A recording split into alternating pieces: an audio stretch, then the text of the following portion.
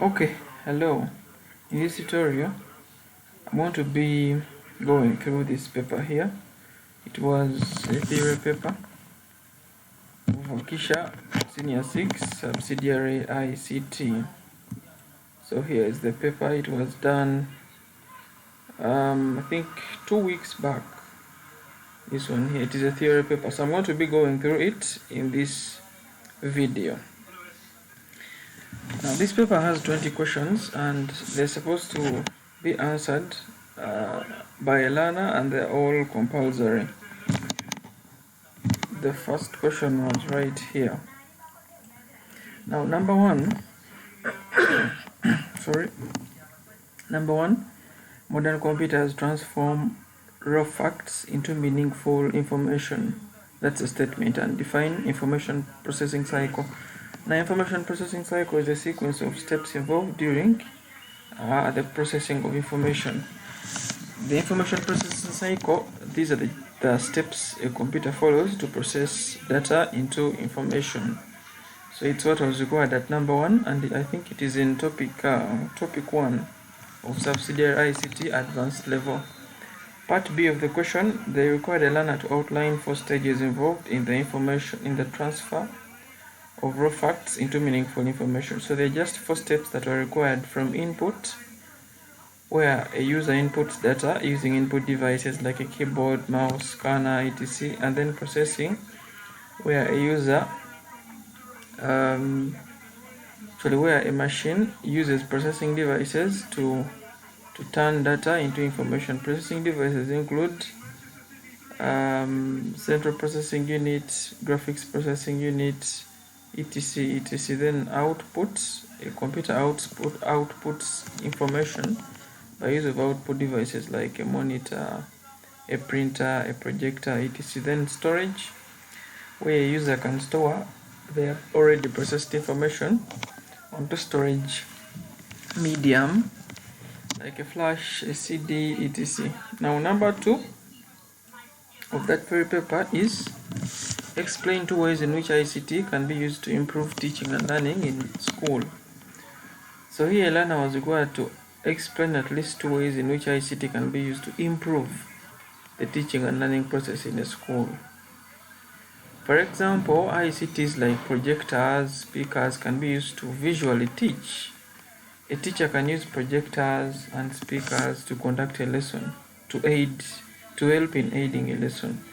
That's one way how ICT can be used to improve teaching and learning. It improves because a projector is going to represent visual information.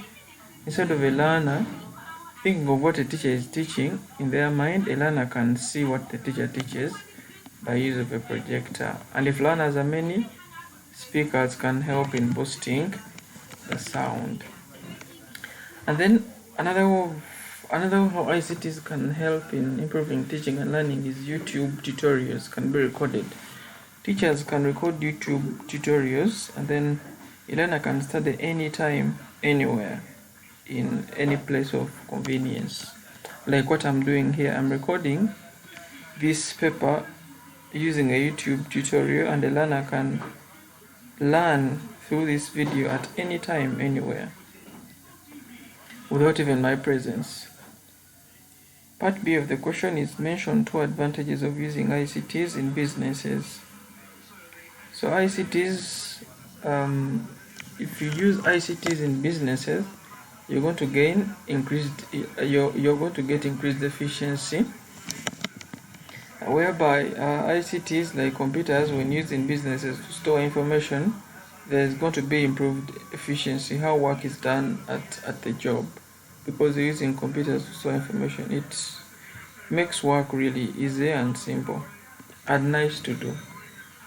Then it creates more jobs. Whenever you use ICTs in a business, it's going to create more jobs. This person who controls the computer or any tool could get a job. It makes communication easier. Correct. When you use ICTs in a business, it makes communication easier. Think of a boss communicating to a worker through maybe a WhatsApp call if the worker is far away from the boss. So it's going to increase communication. And lastly, at number 2, explain one challenge of a student using ICT at home. The one challenge a student can face when using ICT at home, because the question required one, but the challenges are quite many. But the challenge I wrote here is inappropriate content. A learner or a student can face inappropriate content when they're using ICTs at home, like smartphones. Learners can be exposed to a lot of illicit content on phones.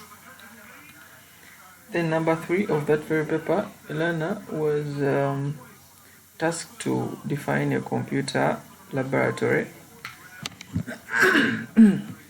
Sorry. And a computer laboratory, this is a room that favors the connection of computers and supports the teaching and learning of computer practicals, and also favors incorporation of ICT in other disciplines. Now, some of the keywords in a computer laboratory is, it could be a room that favors the connection of computers. It may not be necessarily a room where computers are stored, because if you get a room and you put there 2 computers, it doesn't become a computer laboratory. It may not even favor the connection of your computers to work. But in a room that favors the connection of your computers to work and supports the teaching and learning of ICT practicals, and also favors incorporation of ICT in other disciplines, can become a computer lab. Favoring incorporation of ICT in other disciplines, it means a computer lab can also be used to teach or to conduct lessons in other disciplines, like biology. A teacher can use a projector to display, for example, cells to learners, formation of cells, etc. Agriculture, teacher can use a projector again to display the types of crops grown. PE, to display sports. History, to display leaders, etc. But they're using a computer lab to do that.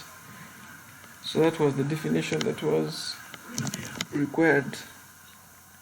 Part B of the question, state the use of the following equipment in the lab. They wanted us to talk of the use of a blower, a dust blower, times called a blower. It is used to blow away dust from ICT tools. Fire extinguisher, it is used to put off fire in case there's a fire outbreak. And part C of the number 3, state 2 measures employed to ensure safety of users in the computer lab. So what are some of the measures that are put in place to ensure safety of users in the lab? So users is the person in the lab, and the required points that could be brought up to bring about safety of users in a lab. For example, users can be safe when cables have been insulated. Users can be safe when proper furniture is used to avoid back pain and all that. Users can be safe when fans and ACs are properly working and the temperatures in the lab are really good. Number 4, file management is key in the computer management. Explain how files can be managed to enhance organizational efficiency. Now here, a learner was required to explain how files can be managed to enhance efficiency. Files can be managed through proper renaming them, through placing them in folders, through copy, cut and paste, through deleting, etc. So here they required some of the various ways how files can be managed. So there are many ways, but because the question required 3, I came up with those. Mention 2 benefits of computer file management. If you manage your files properly, what benefits do you gain? It becomes easy to retrieve the files. You can easily look for the file and get it if there's proper file management. Then it also brings about organization of files on the disk. There's organization of your files on the disk if you properly manage them. For example, if I have a folder containing my movies on a disk, if I have a folder containing my academic documents on a disk, if I have my folder containing report cards of learners on a disk, Okay. I head to number 5 of the paper. Describe the steps one would take when saving a presentation file with a file name Wakissha in a folder created on a desktop. Now here, a learner was supposed to write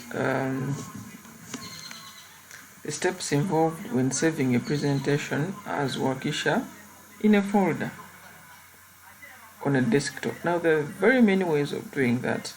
If a learner can do that practically, it means they can come up with the right steps involved to do that. For example, I wrote that in your folder, in the already created folder.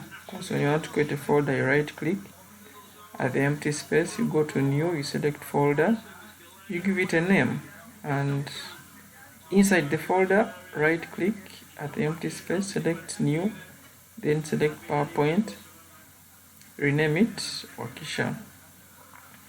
But also another learner can say that in an already open PowerPoint, click at Save As, and then during the steps of renaming, you give it a location on the desktop, and then you can create a folder in that very step. Then in that folder, you open it, you rename your PowerPoint Wakissha, then hit save. But the first one was, I think, better. Number 6. Meaning of a storage medium, hardware component that actually holds electronic data. Now a storage medium is a hardware component that actually holds data. For example, a flash disk. For example, a memory card. That is called a storage medium. Now there's a lot of confusion about a storage medium and a storage device. Now if I open my Google here, storage medium. A storage medium is going to actually hold your data. For example, external hard disk, memory card, then hard disk. But a storage device is going to help in reading and writing data from and to a storage medium. I'm going to use an example of a CD. A CD, a compact disc, is a storage medium, but a storage device is the CD drive. It's going to help in reading from a CD and writing to a CD data. Okay, I hope you get that. You can even rewind the video, then you properly get what I'm trying to say. Reading is the accessing or viewing content on a storage medium like a CD, correct? If I watch a movie from a CD, I'm reading what is on the CD. Now part B, difference between RAM and ROM. RAM is random access memory and ROM is read-only memory. Now that is not enough. That is just RAM in full, ROM in full. But RAM is working memory. It temporarily holds data on a computer. It is working memory. It works with power. It is volatile. And when power goes off, contents of RAM disappear.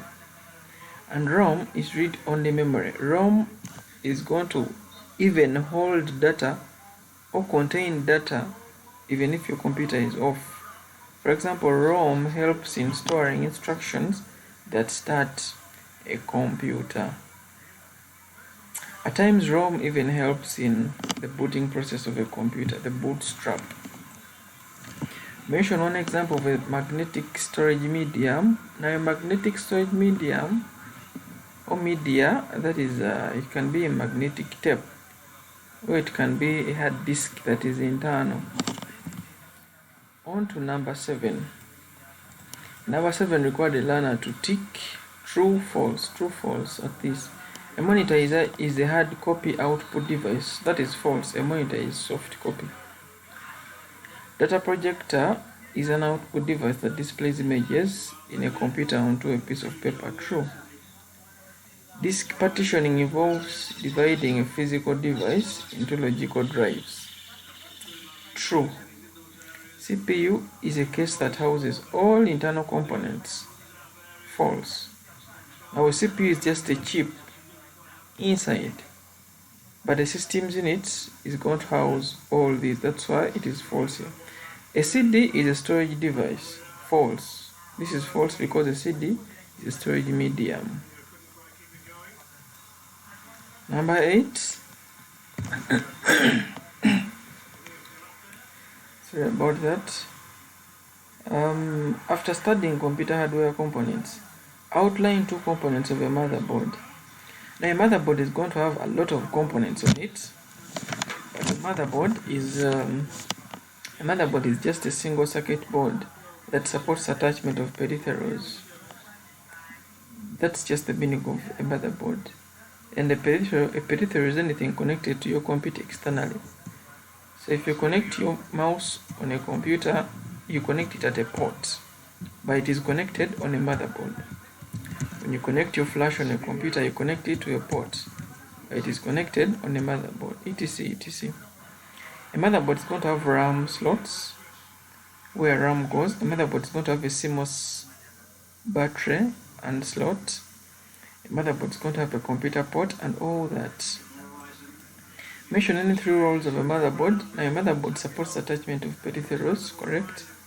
A motherboard has RAM slots that support attachment of RAM, correct. A motherboard supports attachment of CMOS batteries for system date and time and other settings, etc, etc. Explain the term system software. System software, these are programs designed to run a computer's hardware and applications and manage its resources like memory. Our system software is going to be designed to run a computer's hardware and other applications. Now my computer here has a system software of Windows 10. This one is Windows 10, the interface you're looking at. And Windows 10 is going to help in installing applications like Visual Studio Code.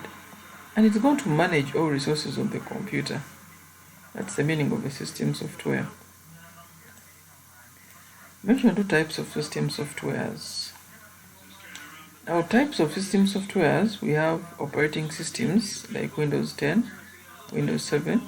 We have programming languages like JavaScript, Java, Python, etc. We have utilities as system softwares like antiviruses and all that.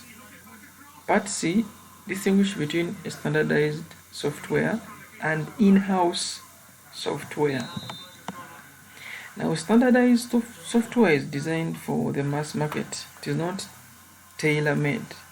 It is designed for anyone to use, like VLC Media Player, like OBS Studio, this one, like Microsoft Edge. Now that is a standardized software. It can be used by anyone and it is not tailor-made.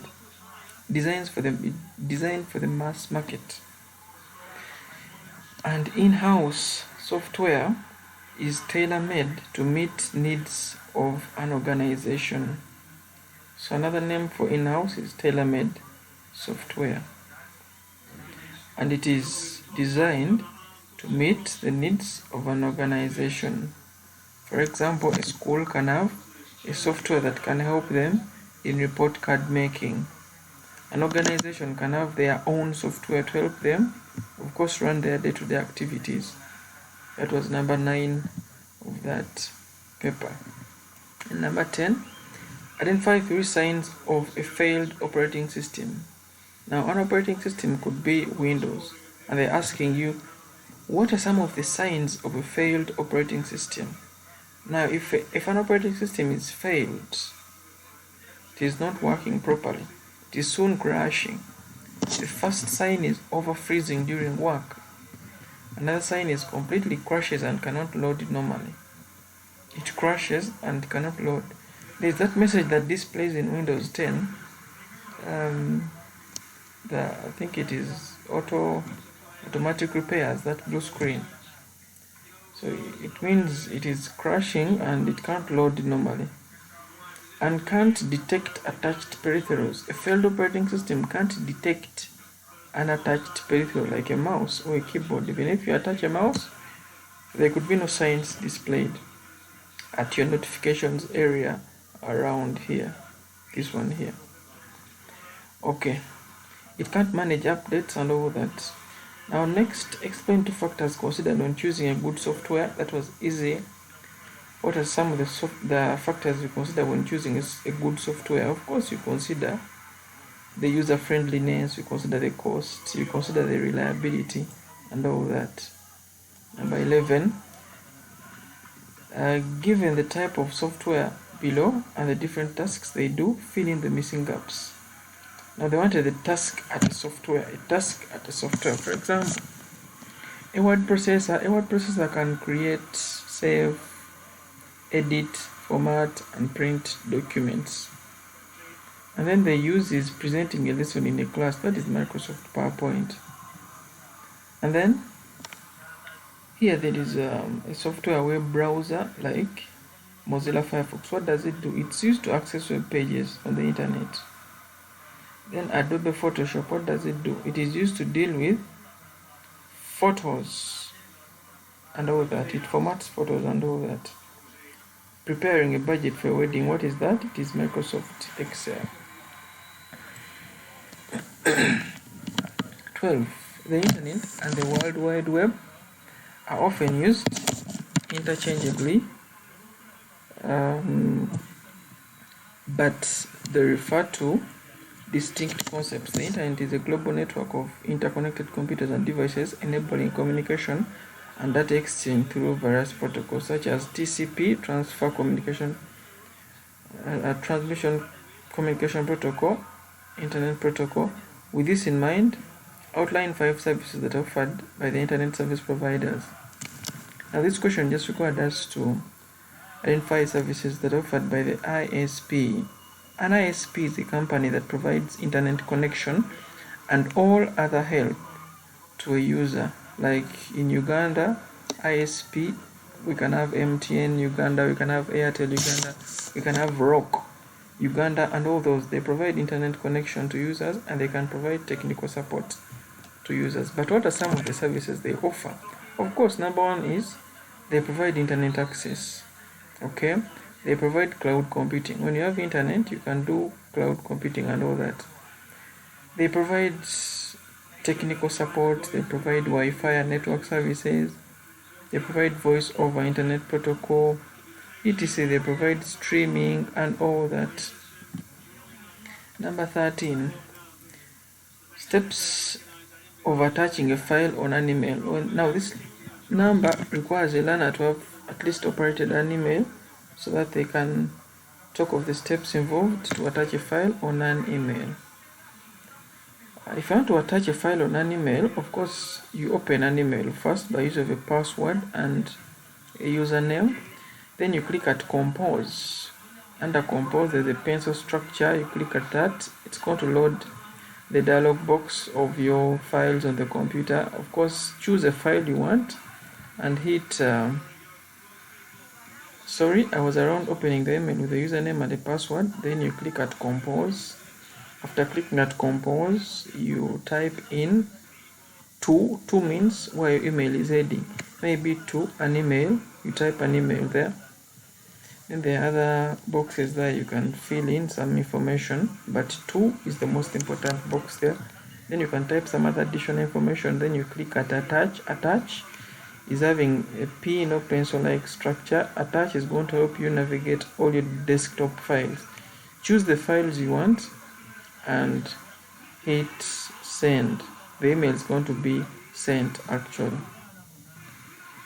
Now some questions like number 13, they require a learner to have operated an email. If you've never operated an email, then there's no way you can pass this question. You're going to just be thinking, you're going to just be imagining things that you don't even know. 14, video conferencing. What is video conferencing? Video conferencing is a technology that allows people in different locations to hold face-to-face meetings and collaborate remotely in real time. Now, video conferencing is going to enable you hold face-to-face meetings, yet you're in different locations, and you can do that in real time. Now, the equipment required to set up a video conference, whenever you want to video conference with someone you're not in the same location with, you're going to need a router, of course, for internet. You're going to need a webcam, a laptop camera or a desktop camera. You're going to require a microphone for audio, and you're going to require suitable software to use, like Zoom or Skype. And number 15. What is a computer network? Now, a computer network is going to just be a connection of computers or nodes. Nodes can also be computers or any other devices connected in a network. Connection of computers or nodes using a transmission media. Transmission media can be a cable or it can be wireless. So you connect computers using a transmission media to share resources like printers and internet and all that. Mention two types of network models. Network models, it can either be peer-to-peer network, a computer connected to another without a server. When you connect one machine to another without a server, that is peer-to-peer. When you connect a phone to another phone, that could be peer-to-peer. But another one is client-server. Client-server, just like the word client-server, servers are connected to, actually, clients are connected to servers to share information. And the last part of the number 15 is give 2 advantages of networking in a school setting. Now, networking is going to enable sharing of resources in a school. Whenever you have a network in a school or a school computer lab, you can easily share resources like internet, like a printer, like a scanner. It can even enable easy communication. When you connect a room to a network, there is easy connection. You can easily send text messages as an example. It reduces on the costs. Yes, when you connect your school to a network, it reduces on the costs of buying a printer at a computer. What you do, you buy one printer and you connect it to 10 computers, so that you reduce on the costs of buying a lot of printers. Even internet. When you have a network, you're going to just use one internet connection to reduce on the costs, instead of buying a router at all the 5 computers you may have, as an example. Then number 16, distinguish between guided and unguided transmission media. Now, guided transmission media, it means that it is a physical media through which signals are transmitted. A physical media, it is like a cable through which signals are transmitted in a network. For example, you connect one computer to another by use of a cable. That is guided transmission media. It is guided through a cable. And unguided is the opposite of that. Unguided means transmission of signals is through electromagnetic waves. It is wireless, like connecting devices by use of Bluetooth, wirelessly exchange data. Unguided means there are no wires involved in the transmission of signals. Satellites, all those are examples of unguided transmission media. And letter B, give one commonly used guided transmission media in your school. Give one commonly used cable, because guided means a cable. One commonly used guided transmission media in your school. In most cases, it is twisted pair that is used. Explain the difference between modulation and demodulation as applied in data communication. Now, modulation and demodulation, it's to do with modems. A modem is going to modulate and demodulate. A modem is going to do that. And they wanted us to talk of the meaning of modulation and demodulation. Now, modulation is the process of encoding information in a transmitted signal. Encoding means a signal being transmitted is given a format so that it can move through a certain cable.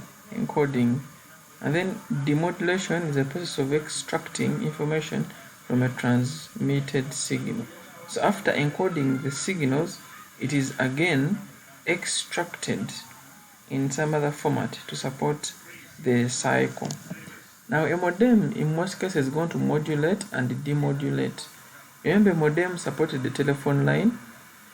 A modem that supports the telephone line is going to modulate. It's going to try and convert the signals of a telephone line to the signals a computer can understand for internet. And the other way is true for a modem.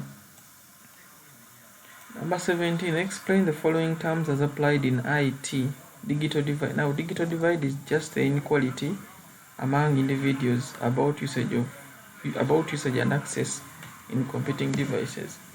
Digital divide is just the inequality people face while using computing devices. Some people can access and use computers freely, and others can't access computers and can't even use them. They can't even operate them.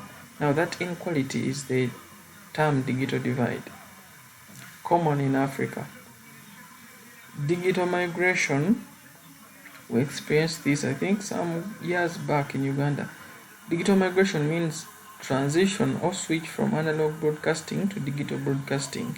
You switch from analog broadcasting, getting channels through just analog antennas, and then you get channels by use of digital broadcasting like decoders, international channels. That's the meaning of digital migration. You switch from analog to digital broadcasting. Two forms of intellectual property. Intellectual property is just creation of minds, like innovation, works, designs, etc. Intellectual property means creation of minds. The creations done. For example, intellectual property, a YouTube video is a creation done. It is intellectual property. A song is a creation done, intellectual property. And it's from maybe people's minds. And they're just asking us the forms of intellectual property. Now, forms of intellectual property is just a patent, a copyright, a trademark, a trade secret, and all that. Now, back to my Google here. If I search for intellectual property here, as an example, it's number 17. Intellectual property. Okay. Intellectual property refers to creations of mind, such as innovation. Yes, it's just creations made. For example, my YouTube has some creations that have been made, some videos that have been made. They could be referred to as intellectual property. But the forms are just here. Then C briefly describe the concept of computer ethics. Computer ethics, these are a set of principles agreed upon to govern the use of computers. Yes, the principles agreed upon to govern computer usage. Then 18, discuss the ethical, economic, and legal implications of software piracy. Now, software piracy simply means the improper distribution of a software. That's the meaning of software piracy. It just means the improper distribution of software. For example, when someone doesn't respect a copyright, that is software piracy.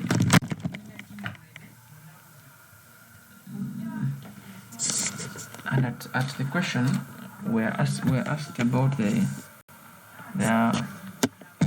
ethical, economic, and legal implications of software piracy.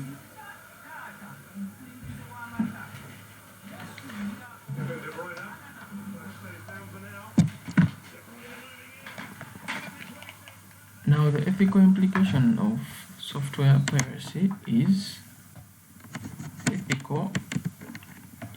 it raises significant and moral questions about the respect of intellectual property. It's going to raise a lot of concerns about whether someone respects intellectual property. An economic implication of software piracy is job losses and stunted innovation. Whenever you do piracy, you create job losses and stunted innovation. And then legal implication is civil and criminal penalties whenever you do software piracy. Then number 18, part B, outline 2 countermeasures to address the issue effectively. So when you want to address the issue of software piracy, what do? You come up with a copyright, you come up with a watermark in your software, maybe you come up with a license, keys and all that to curb software piracy. And number 19, it was a table of database from Wanani Secondary School Library, and they asked a few questions there. How many records are in the database above? There are 4 records, they're not 5. This one here, book number, author, date and price, this one is not a record. This one is having fields, so there are 4 records. And suggest a suitable primary key for the table above. The primary key is book number. Why? Because there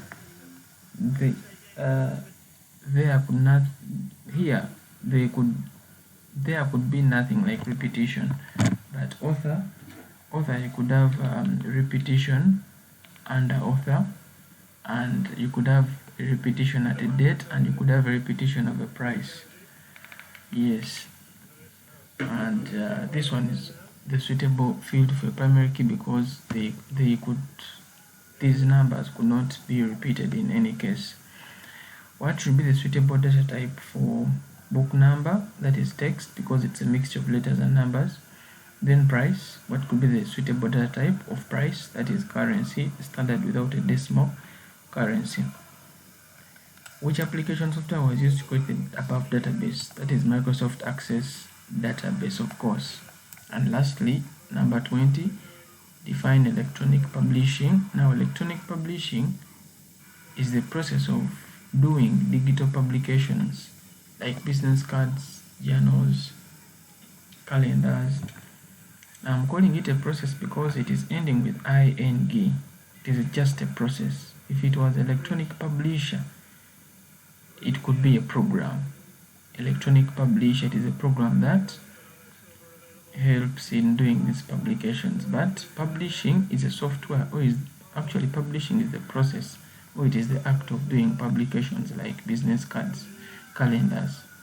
Whereas electronic publisher is a software that helps in doing business cards, journals, etc. I hope you get that.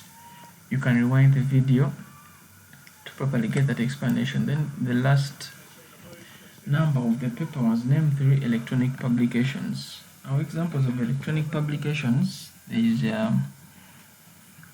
business cards, calendars, flyers, menus, brochures, and all those.